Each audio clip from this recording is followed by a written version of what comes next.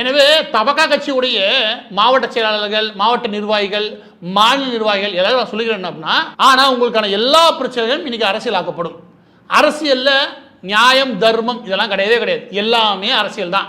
நீங்க ஒருத்தர் காசு கொடுத்து வாங்கியிருந்தீங்களா, காசு அவன் கொடுக்க லேட் ஆச்சா, நீங்க போய் என்னன்னு கேட்டீங்களா, உங்களை பிடிச்சி உள்ள ஓடியான்.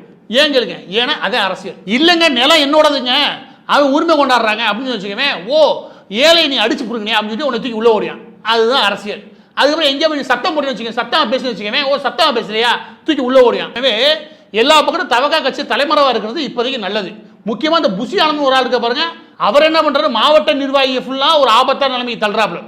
இன்னைக்கு தவகா கட்சியுடைய தலைவர் விஜய் அவர்களுடைய ஸ்பீச் இருக்கு இல்லையா, அதன் மூலமாக புசி ஆனந்த விஜய் அவர்கள் தள்ளுறாரு. மொத்தத்தில் தலைவர் புசி ஆனந்த் தள்ளுறாரு, புசி ஆனந்த் கீழே எல்லாரும் தள்ளுறாரு.